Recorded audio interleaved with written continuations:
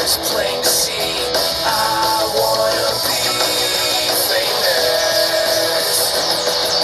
I wanna live close to the sun. Oh, pack your bags, cause I've already won. Everything to prove, nothing in my way. I'll get there one day. Cause I wanna be famous. Na na na na na na na na na na na na na. I wanna be famous. I wanna be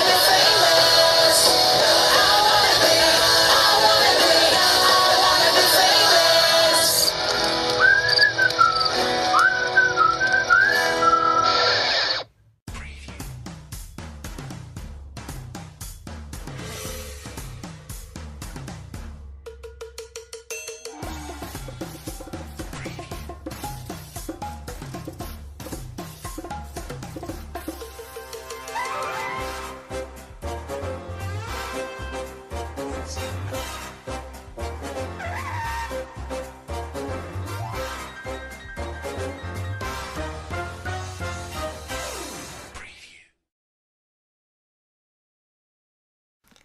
Hey everyone, Rascal here. And Mama, welcome to the third episode in our Total Drama Spotlight series. Now we're going to season 3 of the show, Total Drama World Tour. In this crazy and fun third season, the contestants are being sent around the world for the big cash prize with even more outrageous challenges, new characters, more drama, and this time, it's one big musical!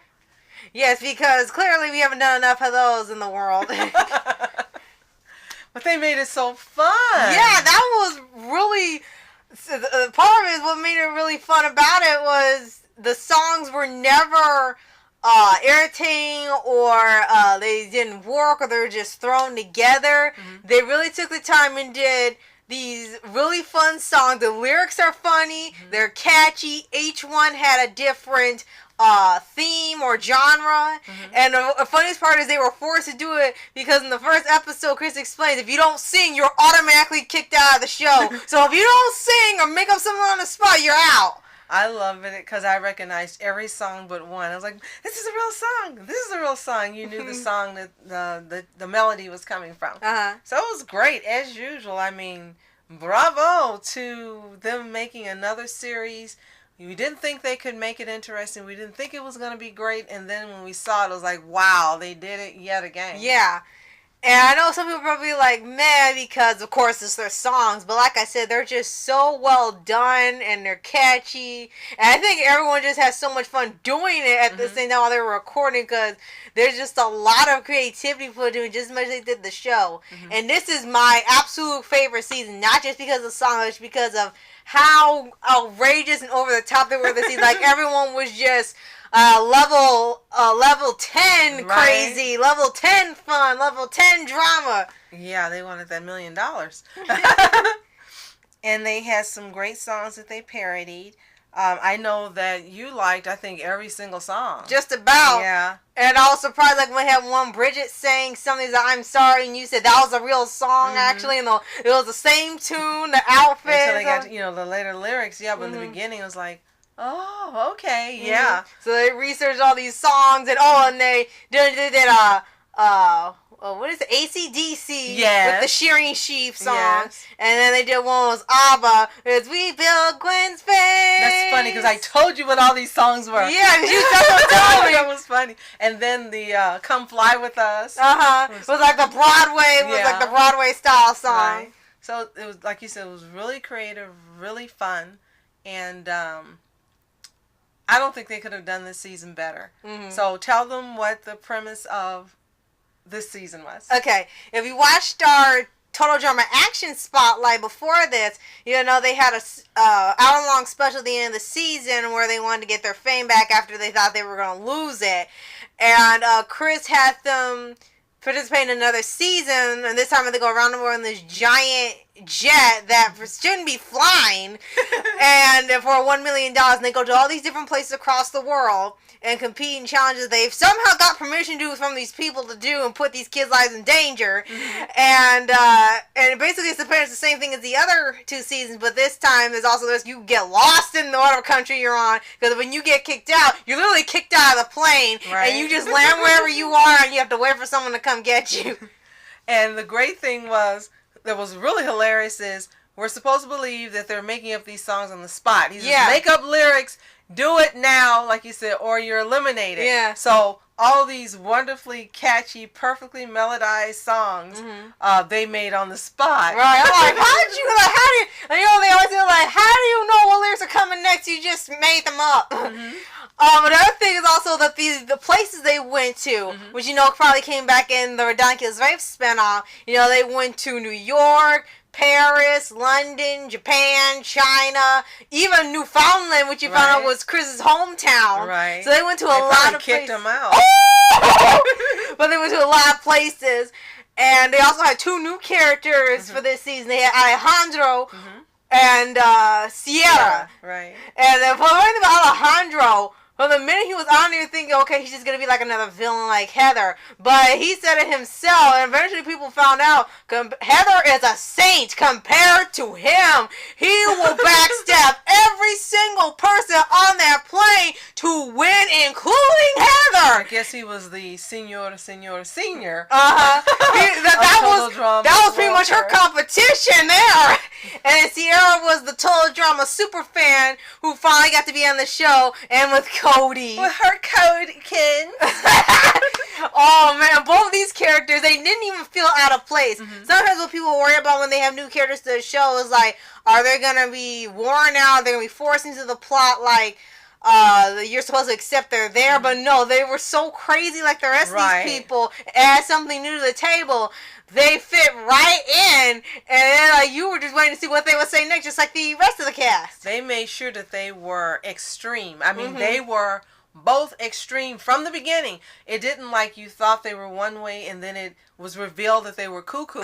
They were cuckoo from start. They were cuckoo. The get-go, yeah. So you knew, they made them so, like you said, so they would fit in, and they did. And they also had a little bit of character stories going on, of course, in each episode. Like DJ, he thought he was cursed because he accidentally destroyed a little mummified dog, so animals kept getting hurt because of him, or they kept attacking him. He was no longer the animal magnet.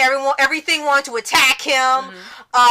You had Ezekiel, who's still trying to get that million, and then as it went on, he started just become rabid, and he was going wild.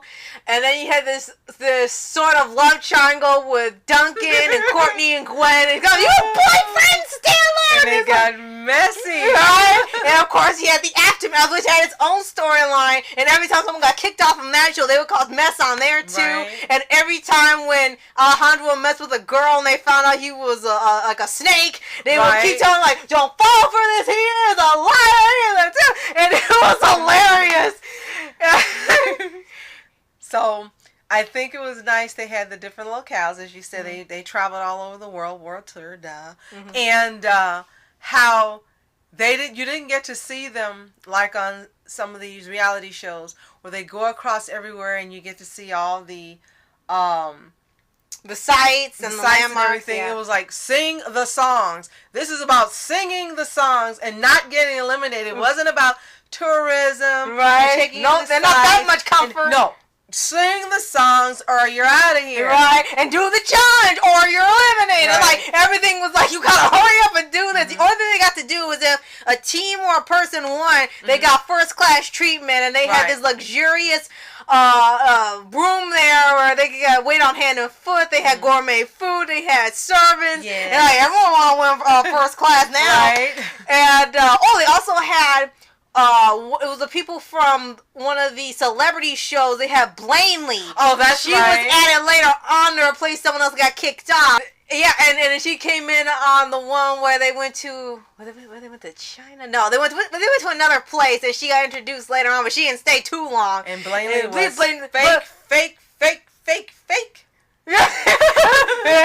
She's playing horrific. Right. Where's that song? I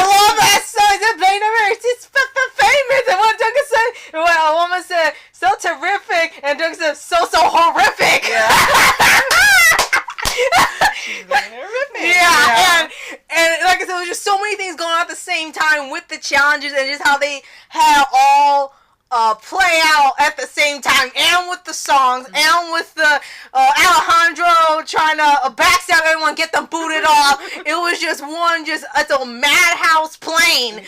And I think it became his season rather than Heather's. Right. Heather's was the star of both season 1 and 2 because she was the bad guy. Right. But like you said, he was so much worse than her. It became Alejandro's show. Right. It really did become his show. And she was the only one that would never fall for it, because I've done that trick before, but he would always, the advantage was he would always have woo women, right?